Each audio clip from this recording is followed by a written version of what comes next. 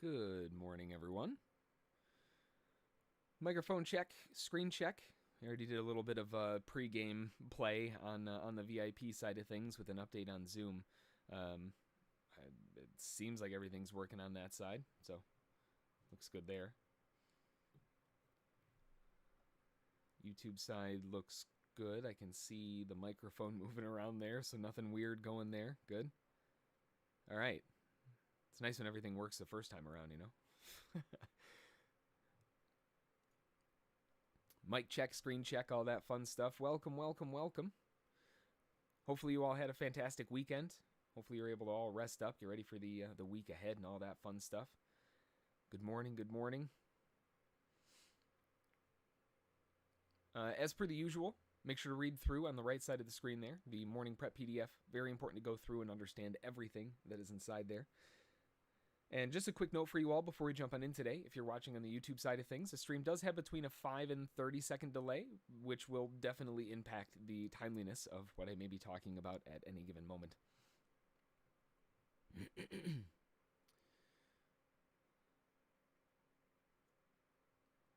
All right. And hey, I gotta knock on wood or something, I don't have any errors from OBS so far. Last time I had 3 by this point in time, so we're off to a good start. Hey. All right, good. Good.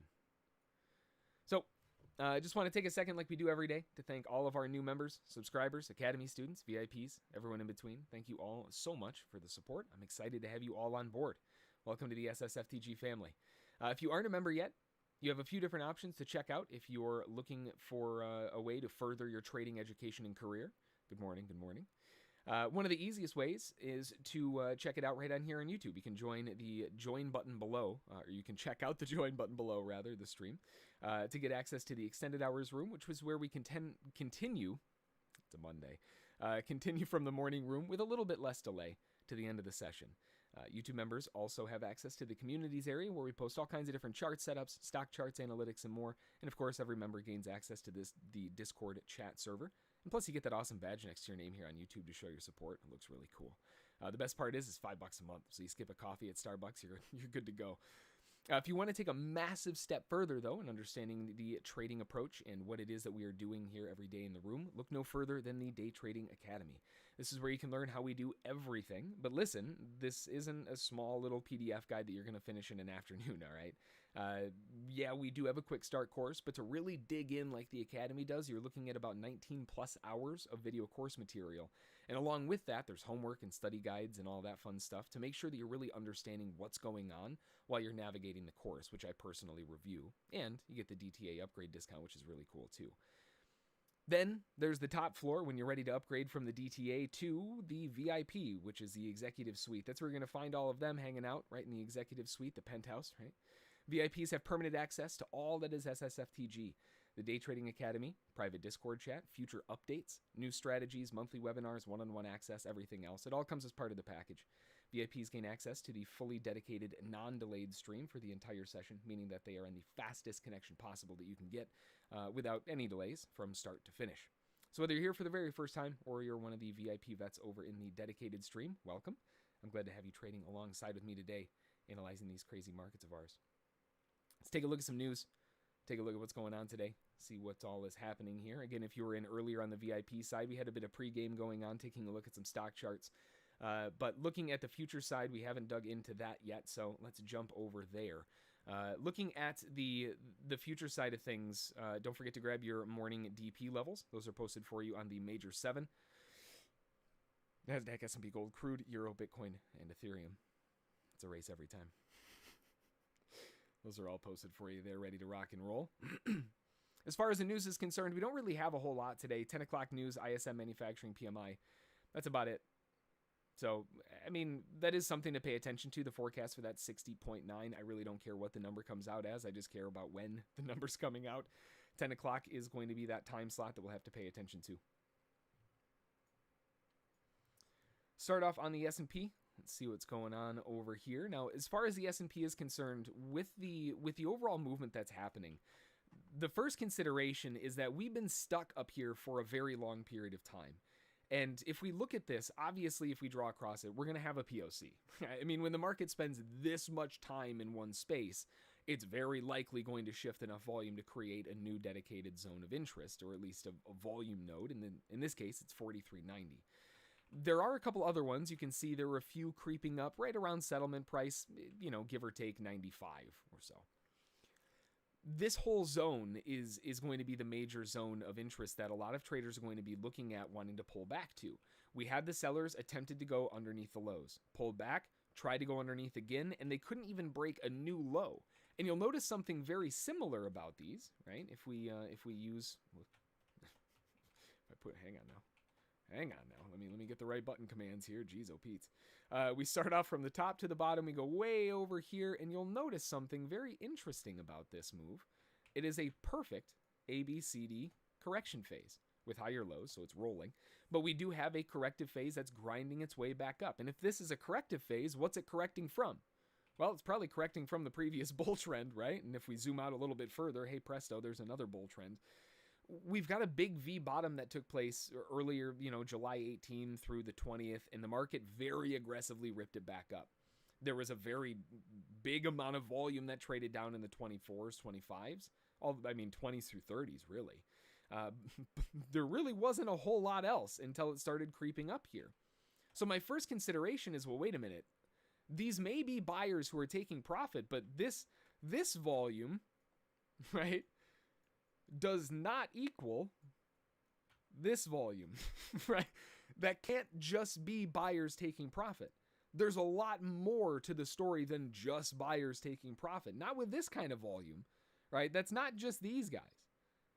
That's other traders too. We're talking about big movement here, and we're developing a huge zone of interest.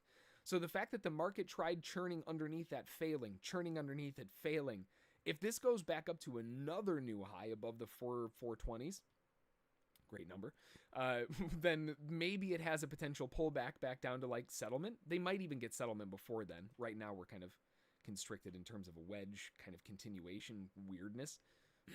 A nice dip back down to the 43.90s would be very nice, or that breakout above the 44.30s to keep things going.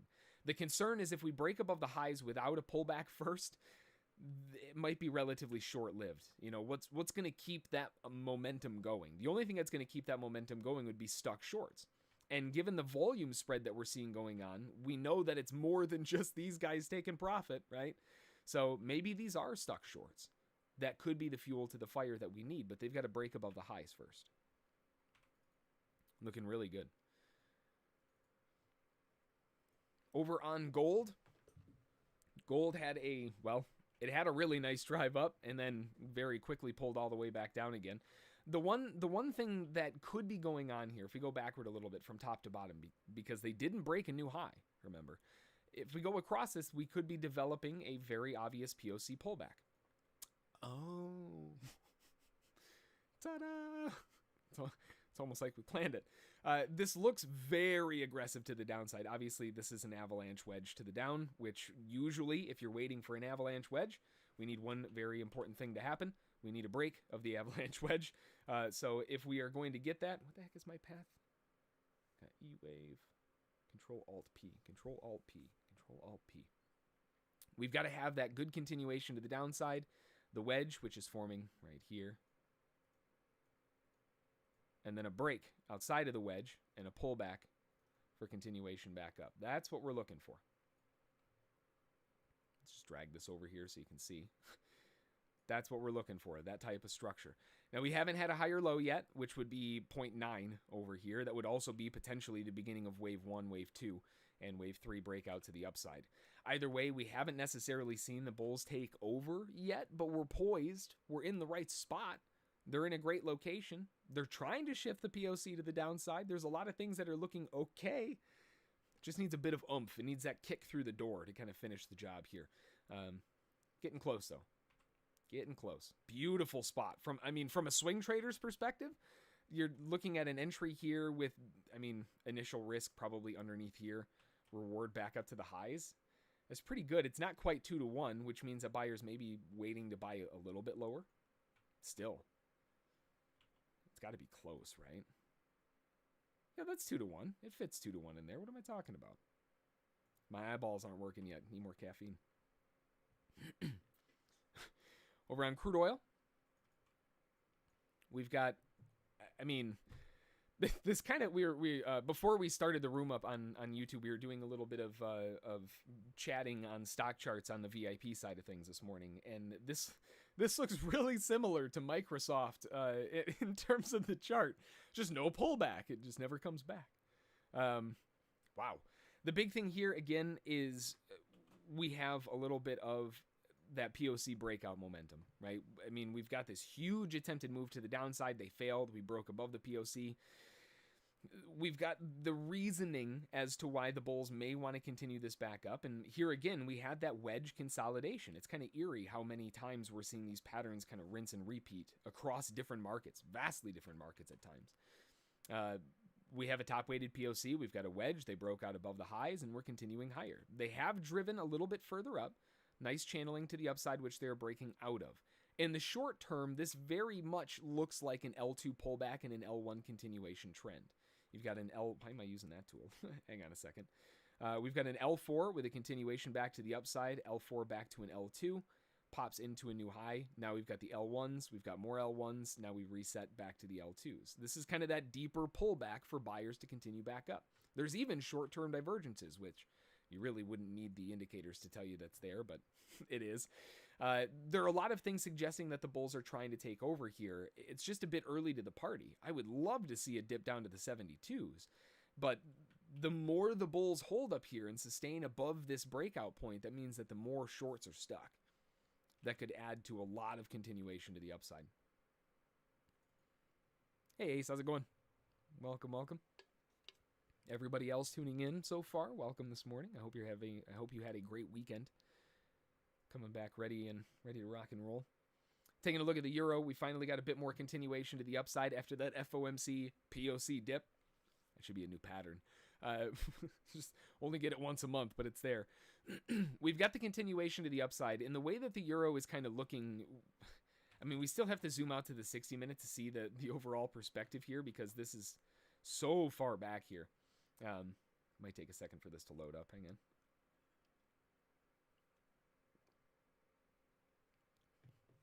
There we go. So we shifted the POC down to 1.18100. Great, right? Cool. Now, the big thing that we need to see here is confirmation. While we were moving on our way down here from obvious swings, we have confirmed swing high, low, high, low, high, low. I don't really know that I want to call that a high, so I'll revert back and say that this is all part of the same leg. Because I'm not measuring these little itty-bitty legs, I'm measuring legs like this. I've got a video per request about measuring legs and all that too, but I did record that, just so you know. It's coming out this week. I think it's actually scheduled for today. Anyway, this is kind of going to be a nice echo of that video. These aren't the legs that I'm measuring. I'm measuring this size, right? So this fits a little bit better. Here again, I could go here, but that's not really the leg that I'm measuring. I'm measuring a little bit larger. Let's go a bit further down. We've got more continuation. Dive down. Now, I don't really want to measure this leg, but it doesn't give me much of a choice. This is becoming similar in terms of movement. If we get a little bit more momentum down, either one, it doesn't really matter. We've broken above these previous swings. The volume's really low today. Let me see. Oh, hey, yeah, my decibels are for my recording volume. Hang on. Let me... Boop, boop, boop, boop, boop, boop. Let me creep that up a little bit there. How's that? Is that a little bit better? Thanks for the heads up. When I record, kids make a lot of background noise, so I drop the ambient decibels down a lot, and then just get real up close and personal. Okay, there you go. All right. So as far as the euro is concerned, we've got that continuation. We've got the breakout above the highs. We've got a reversal above some previous major swings. These are some good pieces of information that are needed for a trend to reverse. Now there are a few caveats in this one. We've got this initial drive down, started off kind of choppy, sloppy, blah, whatever.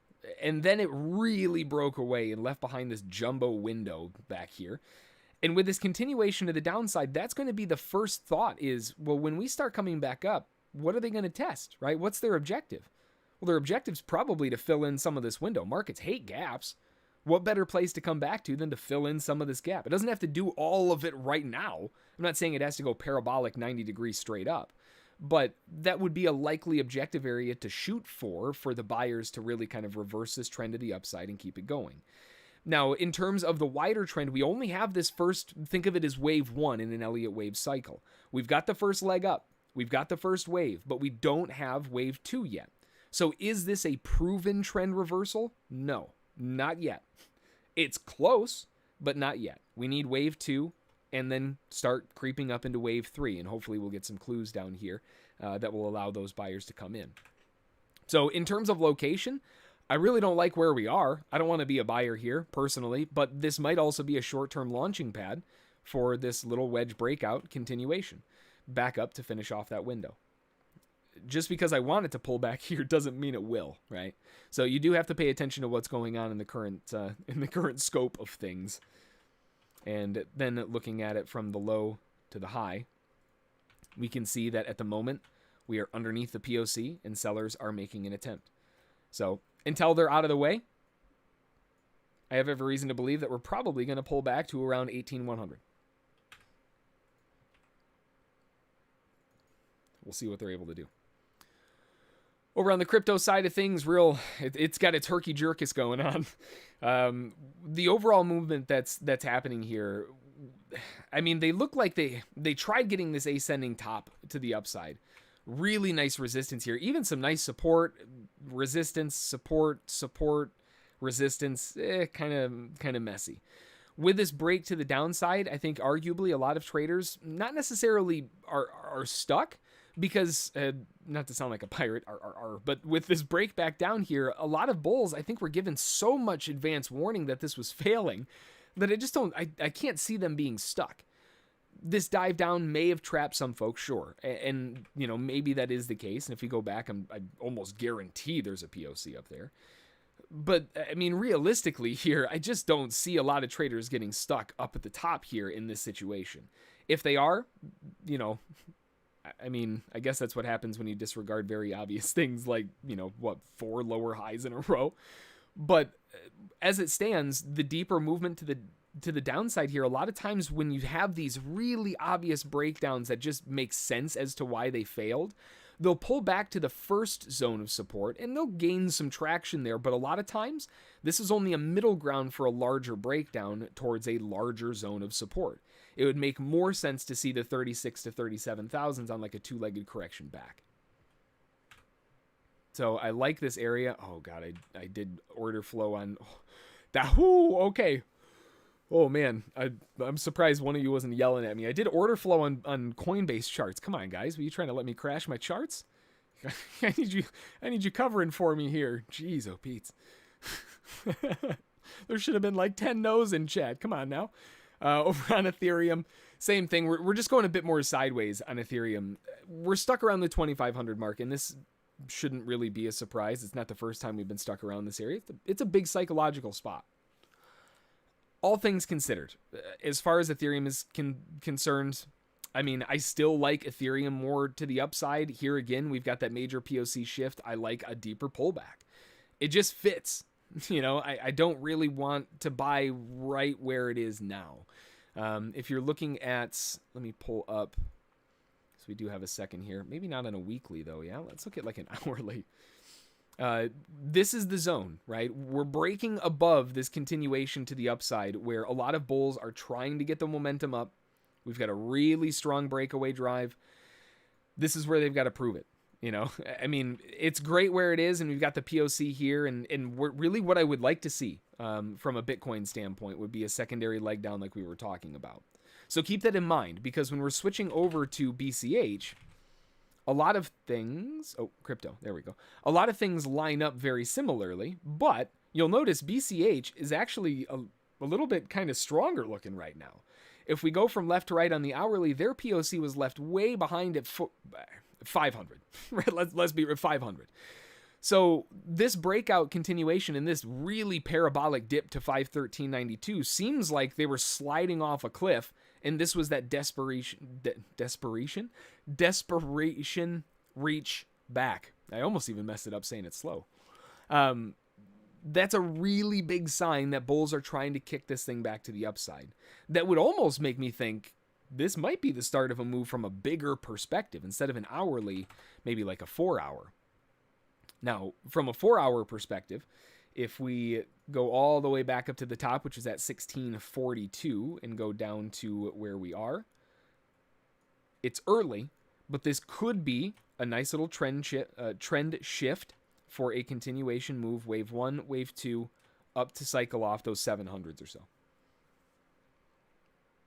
Now, there's a big caveat here. It's got to break further up than where it is now. Because if it starts falling where it is now, that's a problem. That could easily just be the sellers trying to get underneath the POC. It might still get a higher low. You know, there are some things that could still save it.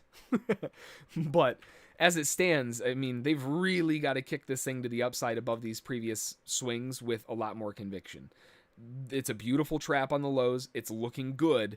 They've just got to kind of finish the drive. I love the way that it's looking right now for the squeeze, but where is the squeeze? It hasn't happened yet. So I think it's ready. It's bouncing on the tramp. It's just waiting for its buddy to give it that the boost bounce. All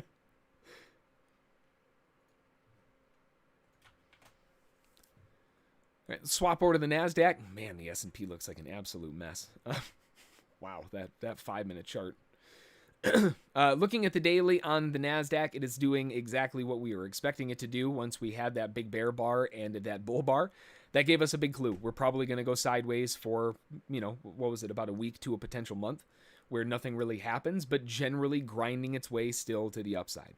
When the bear bar fails, it usually just goes sideways around these areas for a while, and then eventually continues its trend to the upside.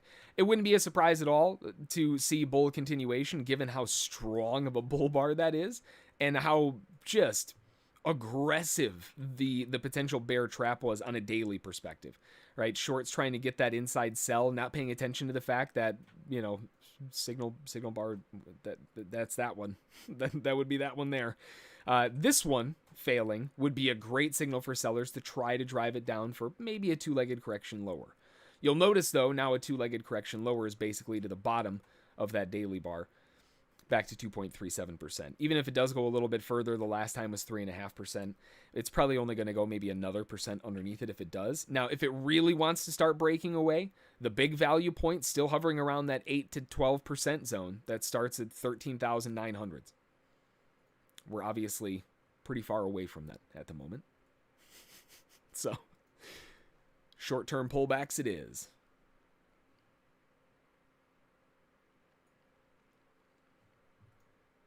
Over on the 15, we've got a nice clean canvas with about 6.5 minutes to go until the open. As far as the continuation to the upside goes, we started off on the lows with this ABCD continuation. I think I just accidentally reloaded all my charts, so it might be glitchy for a second. And again, looking back at the guidelines that we were talking about on the VIP webinar we did last weekend, we have a very nice, clean, decisive wave 2 that tells us that we're probably going to have, well, a not so happy wave 4. And we were talking about how this pullback here could be a wave 4, right? And in the short term, it definitely was. It operated perfectly with the overall cycles to the upside, even with a 1.68 correction up. Literally perfect. But in the bigger picture here, in the grander scheme of things, if we were to look at this in a different scope of, wait a minute, wave 1, wave 2, nice and clean. This could be one big wave 3. Okay, well, how far did it go? 300%. Oh, well, okay. 300%. Nice. Nice little hold off of that. It did go a little bit further, technically. And then the dive off of that. What was that pullback right there? Well, that pullback was roughly 5.8. Again, 6.1. We're looking for around that zone, just seeing if it lines up as far as fibs are concerned. Elliott Wave and fibs love each other. And it does. It was a very aggressive dive down, but notice this would fit as far as wave 4 going really gross and disgusting. That would mean that the upside objective then would be back up to the highs. And guess what percentage that is? 0.61. Wow. It's almost like everything lines up. So again, that doesn't mean that it has to happen. That's not the case. But looking back and in terms of Elliott wave ruling, there's only 3, so they're not very hard to forget. There's only 3, one of them being that they can't come back to this area. It didn't. It's still valid. This fits. There's nothing wrong with it. Yeah, they might have some ABCD corrections, but it kind of lines up with what you would expect. And given that we're continuing back to the upside, we do also know that this is likely just a small little ABCD wedge corrective phase, which we don't know where this one's going to go yet, but that's what we're stuck in right now. It fits. It's doing everything by the book. The only thing we're missing would be this right here. As far as the fib structure goes, because it does seem to be wanting to follow that, that would be at around the 14,907s or so. Let's see where the POC lines up. It's still developing. Oh, yeah. Now, look at, I mean, butter. That's perfect. That's the dude dropping salt down his elbow, you know, like the fine of perfect touches right there. Man, that's really nice. 14,920s POC lines up almost perfectly with the fib pullback on the structure of an ABCDE 5-wave structure pullback in a larger 5-wave up. Ooh, man. That's a textbook. Take a screenshot of that bad boy right there. Looks great. So this is telling us that the bulls are still very likely in control, but it also tells me that I don't necessarily want to be a bull right here. It may continue back to the upside, but right now it's developing a wedge or a constriction pattern. Deeper pullback would make more sense to the 920s. I don't want to be bearish too aggressively out of the gates here, but we can see from the beginning of the day, it's basically just gone straight up. Not a whole lot of candles here on the 500 tick. Not a whole lot of candles at all.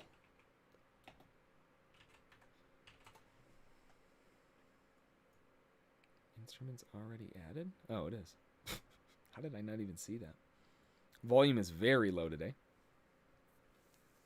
9:30 open around the corner. 9:28 is the next time slot.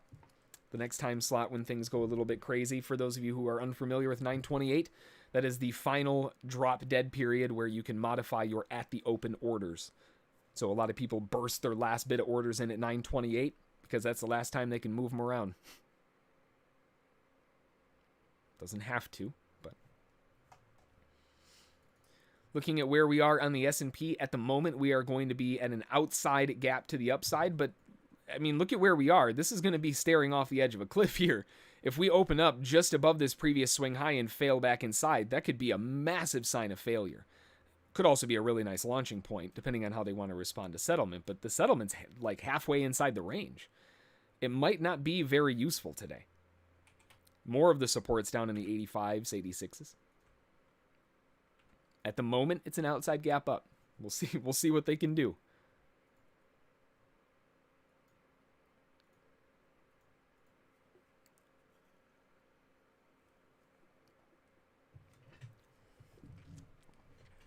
Got about 1 minute until the open. 1 minute until the open, right around the corner here. As far as this pullback, I mean, again, we really don't have a whole lot of structure to work with. The volume is incredibly low in terms of the amount of candles that we've got. Normally, we would have a good page of candles, but, well, we don't, we ain't got too many. The last thing that we have, I mean, we do have to put a little bit more weight on the candles that we do have because we don't have very many. There's that big trap at the bottom.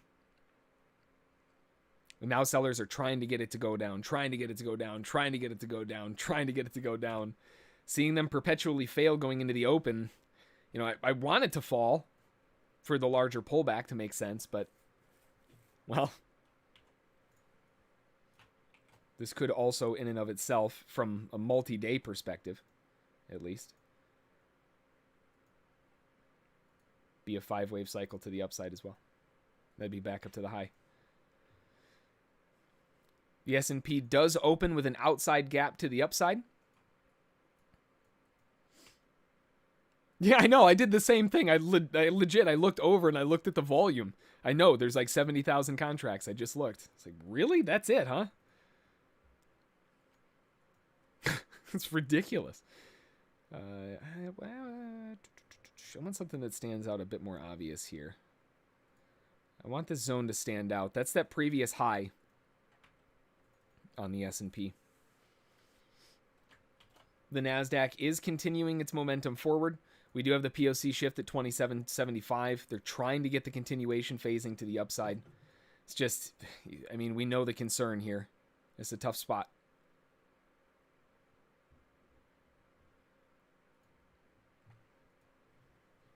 If the bulls are going to hold it, this is the spot that they try to do it on at 27.75. It's just, man, I would really love that bigger pullback.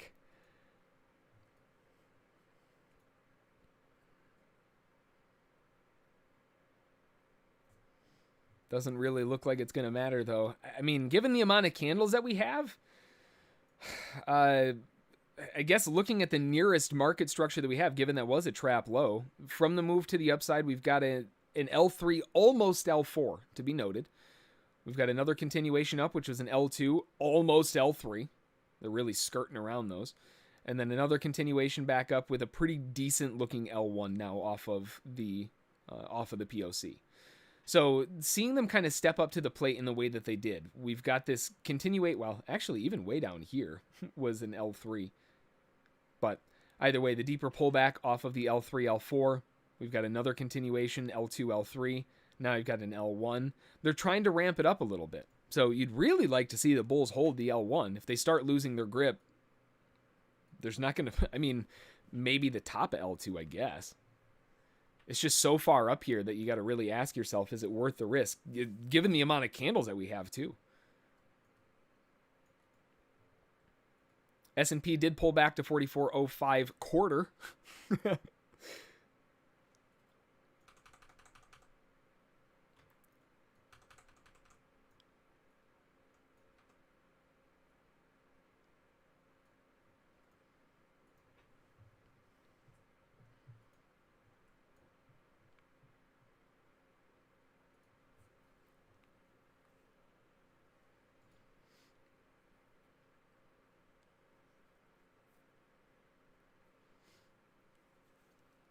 Now, look at how they transition there. It snapped right underneath the POC, and then it popped up and shifted the POC to 15.030. We do have a lot of these levels that are close to one another, but the way that they moved that would almost tell me that the longs got a bit nervous, and they're starting to exit. Again, I don't necessarily want to short this far up, and I really don't want to long this far up, but seeing that little bit of trapping does at least make sense. Yeah, at least make sense for continuation to the downside in the short term.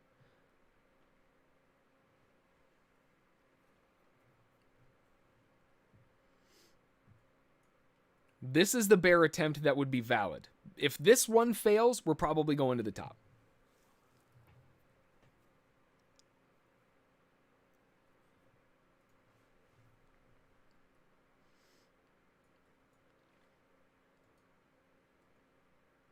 Halfway decent leg to the downside in terms of the size. Relatively consistent.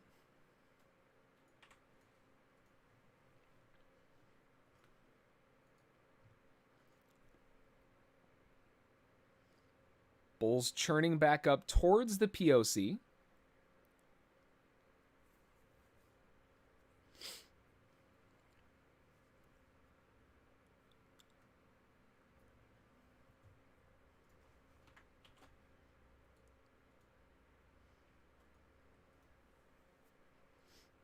The seller's POC is at 27.75. The bull's POC is at 15.030, both developing. Which basically tells me that they're in the same spot, essentially. Remember, this is kind of a spread out POC. It's a bit thicker. First 5-minute bar almost complete.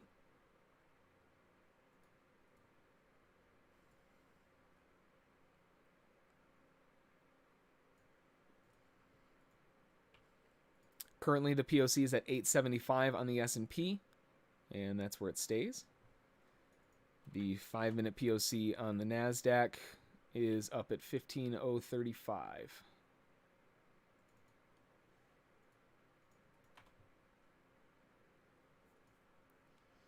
Looking pretty aggressive to the downside still.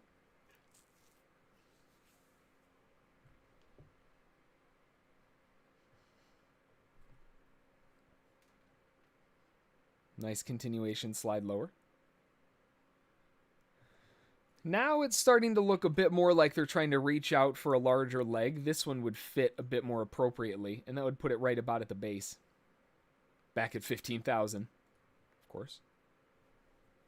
A lot of traders don't necessarily, from the bull's perspective, want them to fill the gap.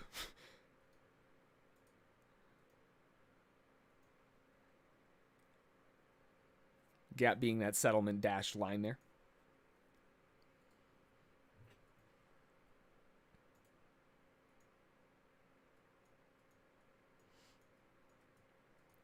Nice continuation down with an overdrive. I like that for a flush where a lot of traders will utilize that as an opportunity if they're short to try to creep some profit out. Watching for big chunks in volume down here to drive the move down. Whoops.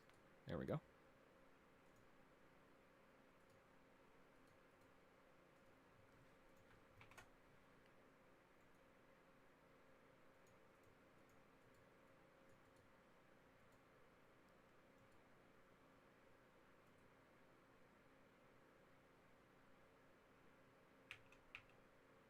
Beautiful continuation back up. See if they can follow through. We're above the scalper's objective. I want to see them keep going.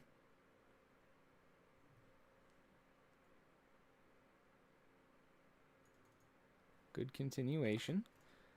The 2-to-1 move is a little bit further.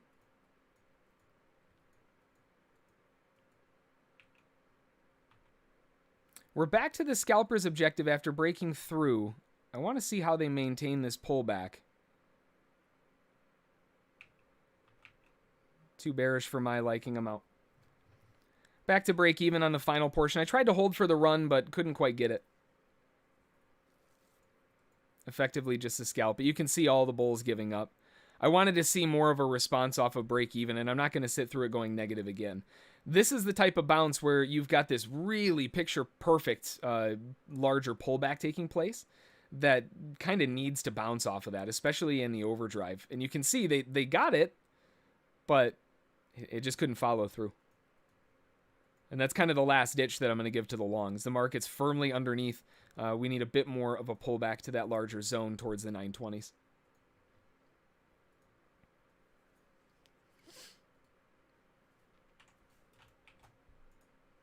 The POC was the dead giveaway on that one. I mean, the whole way down, they just made it really obvious in the way that they were trying to fluctuate around. They couldn't get the breakaway. And doing it right at the open, you know, like, if they are going to buy down here, this would be the spot. They still haven't technically filled settlement. A lot of buyers are going to be trying to buy off of that and just let it go. Continued POC, S&P hasn't changed. Looking at the NASDAQ, it also hasn't changed, although there is a ton... just kidding. POC changed 984 quarter now to the downside. The market's attempting to stay underneath it over the next minute and 15 seconds.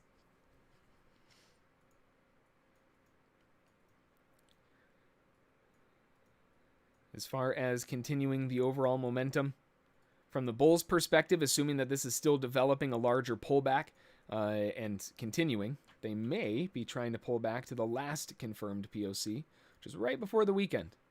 And then be down to the 945s, which, you know, I'd like the 920s, but the 945s also has a lot of volume. They may just shift the POC up to them. Call it good enough, you know.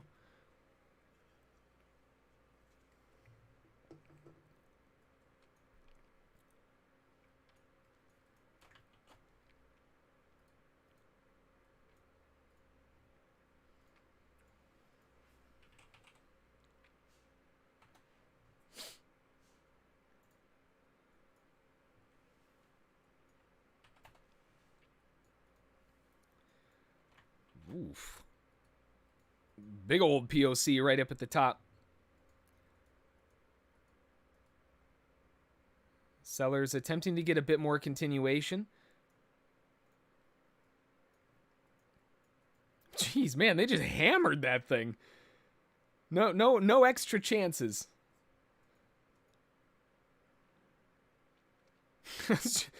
Okay. Well, we're coming back and kind of retesting it from the other side, but, I mean, this all still looks like it's part of the same leg.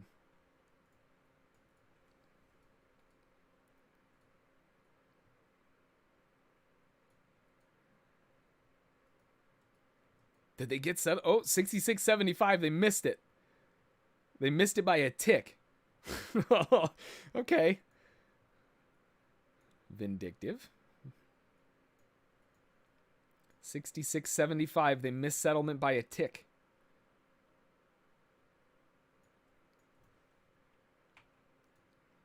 Also creating in and of itself its own avalanche wedge, which we don't typically see very often, but we've seen 2 of today already.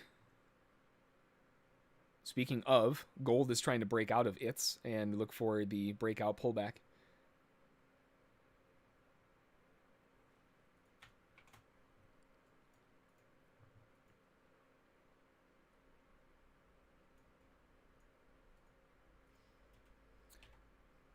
Nice breakaway move. In terms of continuation, the next objective is 950s, which would be the 1618 to the downside. That also lines up with the POC. That also lines up with the... I mean, there's a lot of things that are kind of stacking together here. Doesn't mean they have to. They did actually fill settlement this time around. 63.75 is lower.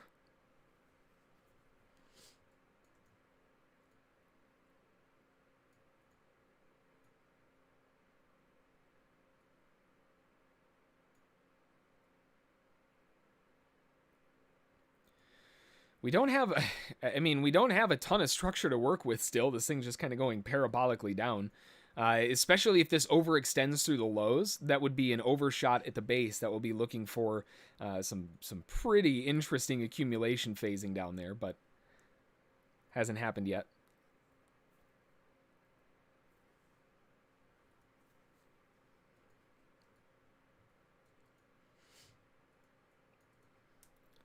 Settlement is testing and bouncing just a little bit.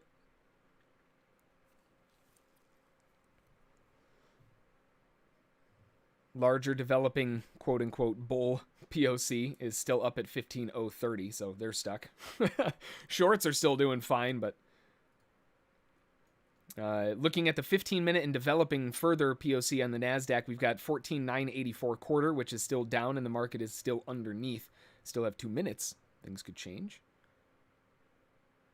Would really love to see those 920s, but 950s, 945s next.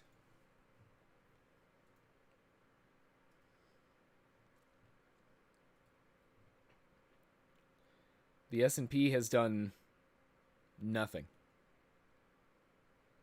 Not a thing.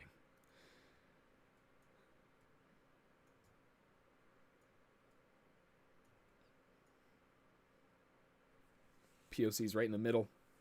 Candles are right in the middle. Bar 2 is basically an inside bar. It's just nothing happening. They are staying above 44.05. They got that going for them.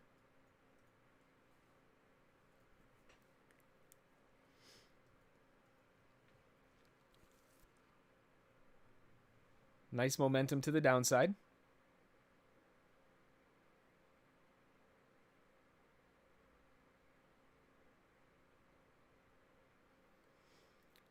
I want to see more overextension than this. I mean, it's looking okay if you've got a lot of risk to work with, but I need to see it go a little bit deeper. This is a zone where buyers will be buying into more in the swing perspective with an overextension. I want it to go a bit farther before I'm starting to get too involved, though.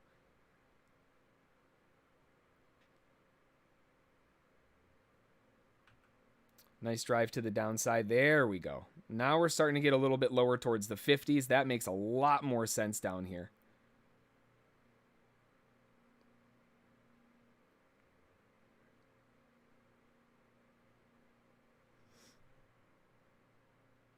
I was only able to grab one.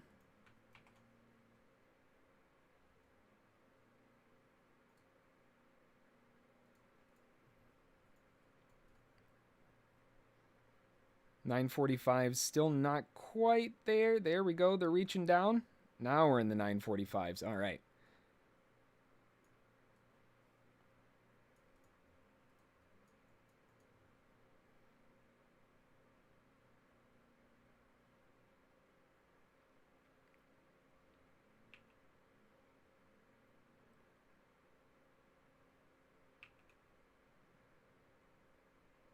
Tried to grab the scalper's objective, got one of the two, but looking for a larger continuation off of this area.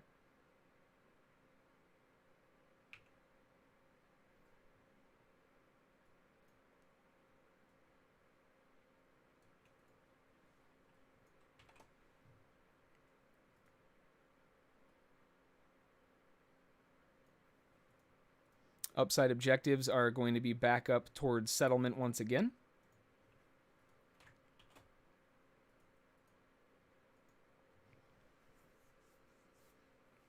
Got to see a bit more continuation. This zone right here is real dangerous on the 60s. Keep going, keep going, keep going, keep going.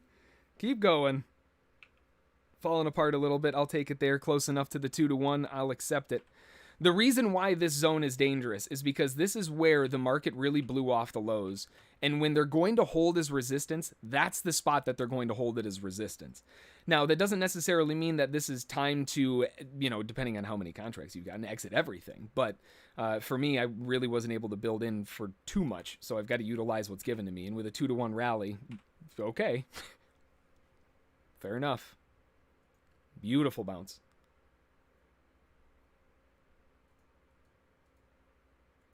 Traders taking a bit of profit on this pullback.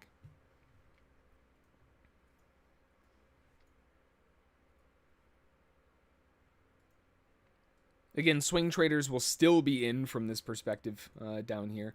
No POC shift yet on the S&P, still around the 9.5, and the Nasdaq at 84.25. It's not really much of a change, but we do know that dip buyers are definitely BTFDing down here.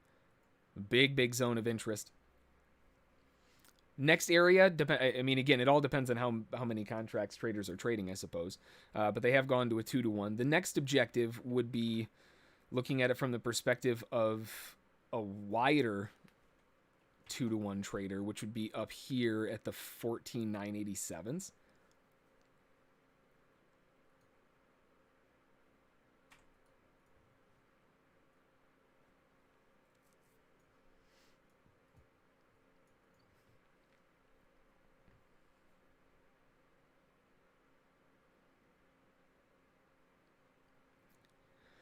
S&P attempting to reverse back to the upside above that little inside bear bar. The actual inside bear bar. Technically, bar 2 isn't. It has a double bottom.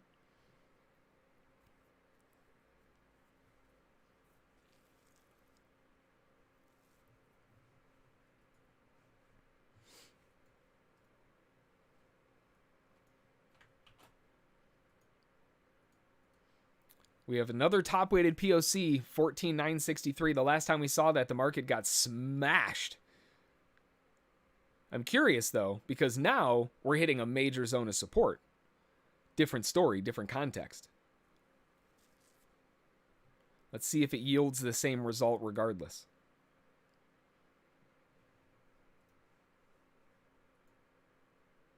Okay. Same result regardless. Nice flush to the downside. Back into the 950s. I feel like those 950s are a haunting level.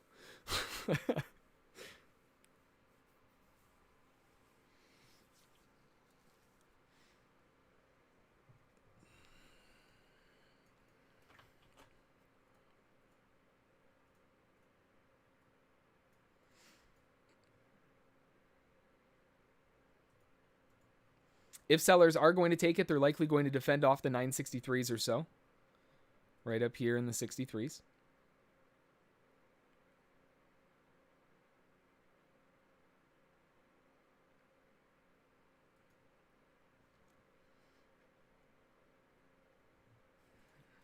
I'm a little less inclined to believe the first approach from the sellers, though. I would I mean, it doesn't mean that they can't be successful. I would just rather see a 1-to-1 move like ABCD style back.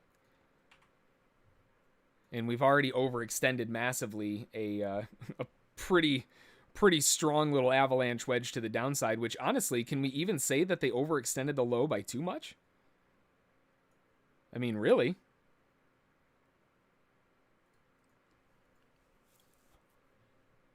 So this could very easily still be the breakout pullback for a continuation to the upside. A lot of volume stepping up. It's still early. Think of it as wave 1 and you're trying to buy in wave 2. You don't know that the reversal is taking place because there hasn't been a reversal that's taken place yet. You're just kind of hoping that it does. And because of that, you're buying during a downtrend, which is likely to continue. So you're a low probability trade situation. That's fine. Just go for a bigger target. You only got to be 37%, 36% accurate, right? Well, as long as your target's 2 to 1.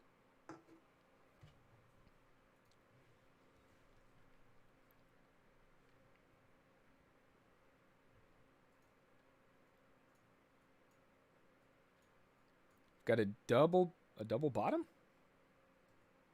No, not a double bottom. They missed it. They missed it by a tick. Just kidding. New low. You know, here's another one where we kind of have to ask ourselves, is this the pullback that we're really that we're looking at? Does this fit everything else? If we go back and get rid of the larger one, that one's obviously not in play at the moment. The type of pullback that we're seeing is more like this, right? Or at least like this. So I guess we have to ask, does that fit? You know, does that fit this type of pullback, this type of correction? It missed it.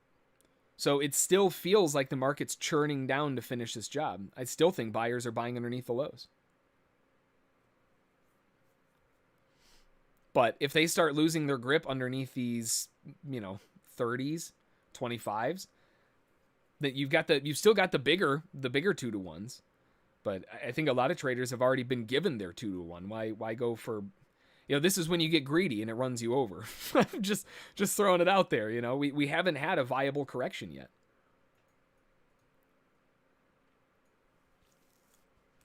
And even this was nothing more than 2 of these. It's an ABCD back. You can even see the move happening before the pullback. So, I mean, this is the one that we're looking for. This type of corrective phase. That hasn't happened yet. Not even close. It's gotten like maybe 80% of the way there, 75% of the way there.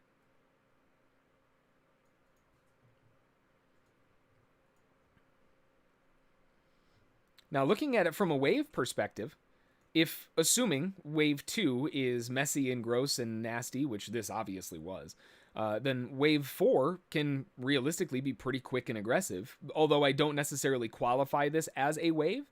I would prefer to see, a 3-8 or something. It did go at least 2-1, which is good enough. So, I mean, they do have their 5 waves down. Even more reason to wait for a 2-legged correction back, or at least a value correction.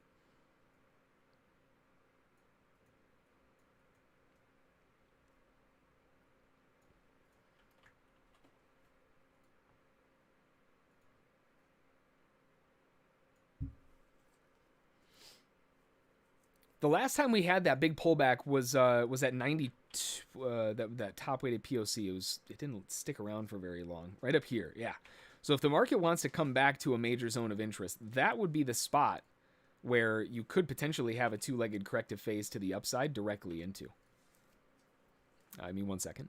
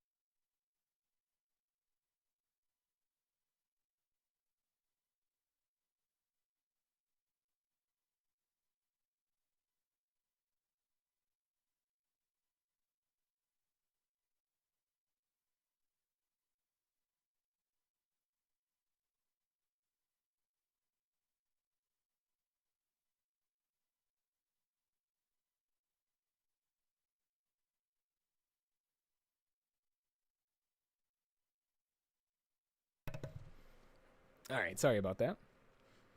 We are back.